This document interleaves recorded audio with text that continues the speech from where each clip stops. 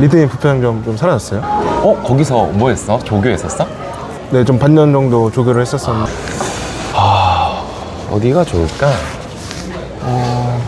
강의실도 좋은데. 강의실. 사실 제가 이쪽에서 수업은 듣진 않아가지고. 예. 여기는 어딘가요? 여기 국민대 이제 복지관 지하에 이제 학식 먹는 곳, 그 서점 그런 곳입니다. 국민대학교 편입학 합격생 맞으실까요? 네, 맞습니다. 학과와 학번이 어떻게 되시나요? 저는 20학번 법학과입니다. 뭐 천천히 걸어가면서 이야기해 봅시다.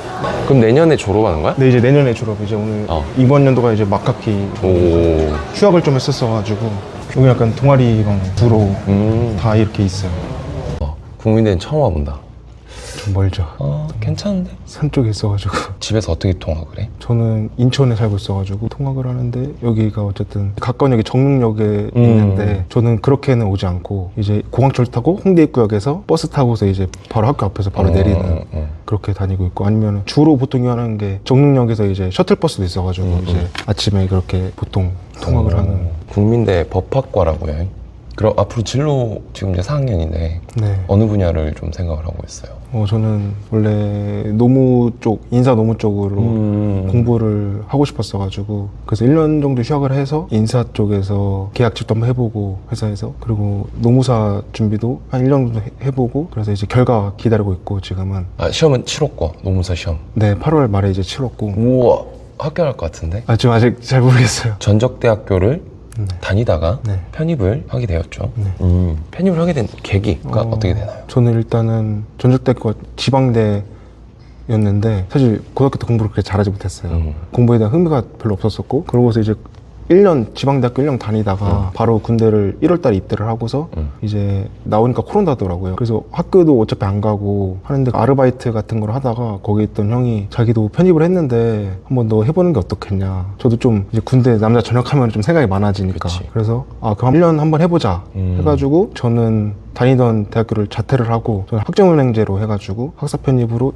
이제 영어하고 그 학점은행제 같이 이제 1년 동안 병행하면서 했었습니다. 전적대학교를 몇 학년 때 자퇴했지? 전 1학년까지만 마치고 이제 자퇴를 했어요. 그래서 학사로 채워야 될 학점이 되게 많았어요. 그 1년 안에 해낸다라는 생각을 하고 했는데 학점은행제를 네. 정확히 잘 몰라가지고 자, 예를 들어서 전적대학교에서 어떤 학과였어? 저는 그냥 글로벌 언어협력학과라고 뭐 안에 뭐 일본어 학과도 있고 중국어 학과도 있고 영어 학과도 있는데, 근데 1학년 때는 그냥 좀 전체적으로 들을 수 있는 과여가지고 사실 언어적으로 큰 도움은 되진 않았던 것 같긴 해요. 그래서 1학년 총 해가지고 35학점 정도 들었어가지고 그러면 학점은행제를 하게 되면은 35학점은 이제 인정은 되고 총 140학점을 채워야 총 되는. 140학점에서 35학점이 인정이 돼가지고 그럼 105학점을 채웠어요. 105학점을 채울 때 어느 수업을 듣든 상관없어? 학점은행제에서? 이제 뭐 경영을 했으면 경영 쪽으로 수업을 들으면 되고, 그러니까 자기가 전공을 선택하면 되는 거고, 그리고 대부분 경영을 많이 하시는 것 같아요. 그리고 저는 자격증도 3개 정도를 땄어야 돼가지고 그래서 뭐 SMAT나 뭐 매경 테스트 이런 거를 같이 자격증도 했었어요. 그렇게 하면서 동시에 편입 영어 공부. 네. 그때 우리 학원에 등록을 해서 같이 공부를 시작하게 됐구나. 네, 맞습니다. 그렇게 해서 3월부터 12월까지 공부를 했어요. 국민대학교 인문계열 편입학은 영어만 100% 맞나요? 근데 1차에서 영어만 100%였고 아마 저 때는 이제 2차에서 1차 시험 점수 70% 그리고 전적대학교 성적 30% 이 정도로 아마 모든 학교가 대부분 80대 20 이 정도로 가져가는 것 같아요. 자, 영어 일단 필기만 먼저 얘기해보면은 영어가 40문항이었죠? 네, 그 정도. 본인이 생각하는 최종 정답률은 몇 저는 문제 사실 정도? 네. 국민대가 그때 당시에 첫 시험이었는데 저는 너무 떨려가지고 이제 혼자 가서 이제 시험을 봤었을 때 저는 정답률이 되게 낮다고 생각했어요. 제가 느꼈을 때 40문제 봤을 때 한 30문제 맞았나? 약간 이 정도로 느껴가지고 사실 처음에는 떨어질 거라고 예상을 했었어요. 그래서 좀 낙심을 하고 있었는데 어쨌든 예비 3번으로 붙기는 했지만은 좀 제가 생각했던 것보다는 괜찮네? 이렇게. 그렇다면 한 33문제에서 5문제는 맞았다는 얘기네. 그 정도 맞은 것 같아요. 국민대 40문항 중에 커트라인이 몇 점 정도 될까? 몇 문제 정도 될까? 이게 일반 편입하고 학사 편입하고 좀 많이 갭이 클 것 같은데 학사 같은 경우는 한 32문제, 34문제 이 정도 사이 왔다 갔다 할 것 같고 일반 편입은 조금 더 한 2-3문제 정도 높을 것 같아요. 제가 생각하기에. 그러니까 한 3개 내외로 틀려야겠네.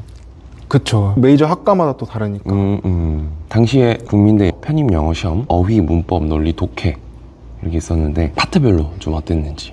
난이도가? 일단 국민대가 그 전년도 기출은 좀 쉬워졌고 상대적으로 그 20년도, 19년도, 18년도는 좀 굉장히 극악의 난이도였어가지고 제가 혼자서 학교에서 모의고사 이런 거 풀어볼 때도 좀 성적이 안 나와서 좌절을 많이 했었던 기억이 있어요. 근데 이제 딱 시험장 갔는데 전년도보다는 조금 더 어렵게 나온 것 같아요. 원래 전년도가 좀 쉽게 나왔었는데 그래도 그냥 국민대 정도 한 중상 정도 퀄리티가 나온 것 같고 그래서 처음에 봤을 때 어휘 같은 거는 좀 한두 문제 정도 모르는 거 있었던 것 같고 문법은 그래도 좀 괜찮았던 것 같고 독해 부분에서 이제 많이 좀 갈렸던 것 같아요. 독해에서 원래 국민대 형식으로 나오긴 했는데 좀 더 꼬아서 낸 느낌이 있었어가지고 독해가 조금 가장 어려웠었다고 판단하는? 네, 맞아요. 뭐 사실 독해가 어쨌든 비중이 제일 높으니까 제일 좀 열심히 공부해야 되는 거긴 한데 문법이나 단어 같은 경우에는 조금 문제 수도 적고 그러다 보니까 독해에서 좀 많이 당락이 좌우되지 않았나.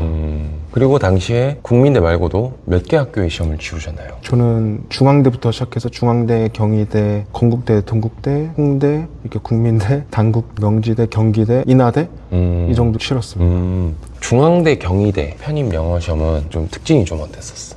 일단 난이도가. 중앙대는 원래 편입 영어 자체가 극악으로 나오는 그러긴 하지. 어휘가 그래가지고 사실 저는 최종 목표가 중앙대이긴 했거든요. 그래서 중앙대 어쨌든 1차 합격하고 한 명 뽑는 건데 3명 중에 1명이 들어갔었긴 했는데 좀 아쉽게 떨어지긴 했지만은 저는 중앙대 이제 봤을 때 이거 100% 떨어진다.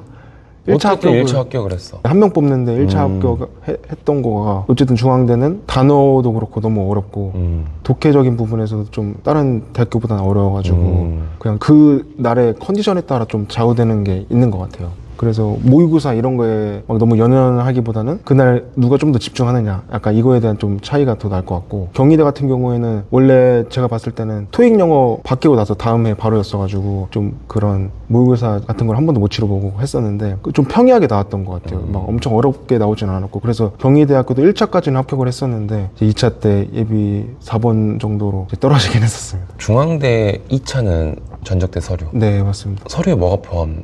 저가 봤을 때는 자기소개서 이런 거 안 쓰고 그냥 전적대 성적만 봤었어요. 전적대 성적이 중요한가요? 솔직히 저는 그게 중요하다고 생각이 들지는 않는 것 같아요. 지금 그럼 전적대 성적이 학점은행제잖아. 어떻게 측정이 되는 거야? 사실 학점은행제가 대학교 수업이랑 똑같이 온라인으로 수업 듣는다는 것 뿐인데 저는 학점이 되게 낮았어요. 2점대 후반이었는데 어쨌든 국민대도 전적 성적을 보기도 하고 그러는데 뭐 제가 국민대도 붙었고 단국대도 붙었고 뭐 인하대도 붙었고 다 2차 어쨌든 전적대 성적을 보는 데인데 이거를 퍼센테이지로 환산하면 2점대든 3점대든 뭐 영어 문제 한 문제에서 이 정도 차이라 사실 그렇게 의미는 없는 것 같긴 해요. 물론 뭐 좀 더 높으면 좋겠지만은 그 시간에 영어를 좀 더 투자하는 게 낫지 않겠나 이렇게 좀 생각을 계속 했었어가지고 그리고 결과론적으로 봤을 때도 학점이 그렇게 중요하진 않다라는 게 느낀 것 같아요. 근데 학점은행제에서 또 온라인 수업 그리고 마지막에 중간 기말고사 시험 잘 보면 학점 잘 나오는 거고. 그쵸, 잘 나오죠. 그게 목적이 학점만 일단은 따자는 게 목표가 좀 크니까. 그쵸, 어쨌든 학사를 해야 되니까 그거 안 되면 일반으로 가는데 학사랑 일반이랑 그 차이가 훨씬 크니까 경쟁적인 부분에서 그래서 학점 좀 낮아도 일단 학사 채우자 약간 이런 마인드로 했었던 것 같아요. 학점은행제를 몇 년을 그렇게 수업을 들어야 돼? 저는 1년만 딱 했던 것 같아요. 1년 안에 2, 3, 4학년 들을 수 있는 학점을 다 들을 수 있는 거야?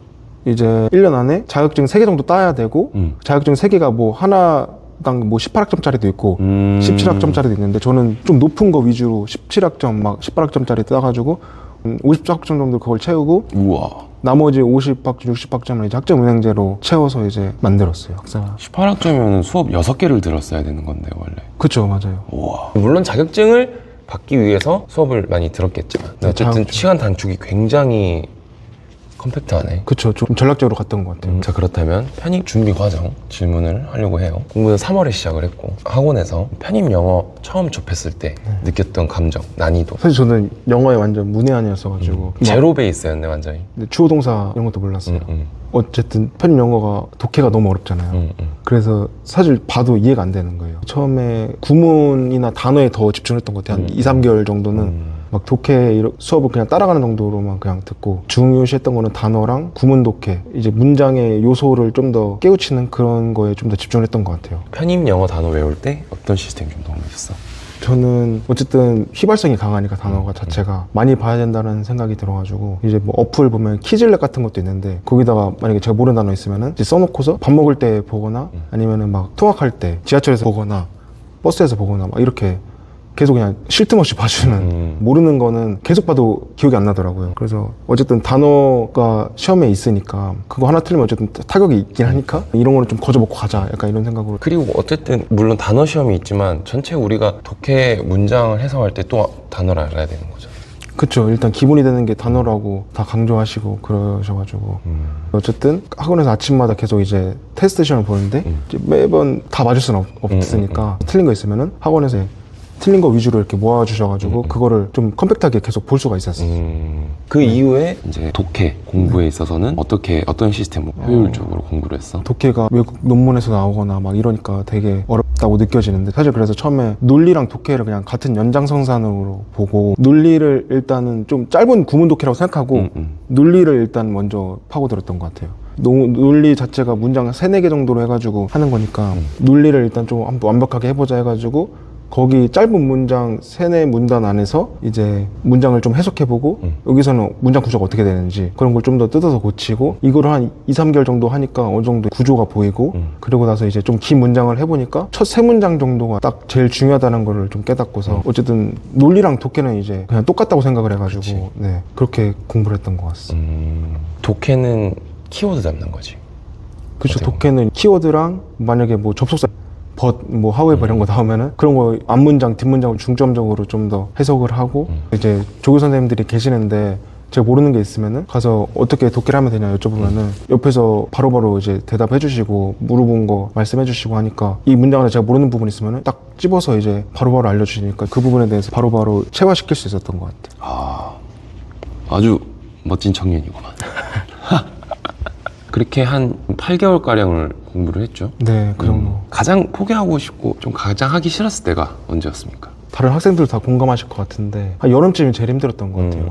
왜냐면은 보통 3월부터 많이 시작하시면은 7, 8월 정도 됐으면은 이제 내가 어느 정도 공부 됐겠지? 단어도 왜냐면 진짜 봤던 거 10번 이상 봤을 거고 책이 진짜 닳도록 봤을 텐데 이 정도 되면은 이제 독해 돼야 되는데 약간 문법 이 정도면 돼야 되는데 그 마음이 되게 왜 내가 해도 안 되는 건가 이런 마음이 되게 많이 들었었어요 저도. 근데 그때 이제 뭐 주변 친구들이나 모의고사 같은 거 보면은 다 어차피 점수가 낮거든요. 그렇기 때문에 그 자리에서 그 여름 동안 1, 2개월 동안 누가 좀 더 그냥 앉아서 버티느냐 그 차이가 이제 뭐 10월, 11월부터 모의고사 이제 풀어보면은 그때 좀 더 차이가 나지 않을까. 저는 그냥 얘도 못하네 나도 못하겠지 지금 뭐 더 가면 되겠지 약간 이런 마인드로 계속 버틴 것 같아요. 주말에는 공부를 어떻게 했습니까? 일주일 스케줄이 어떻게 됐어? 저는 휴일의 개념을 만들지 않고서 사실 쉰 적이 없었어요. 우와.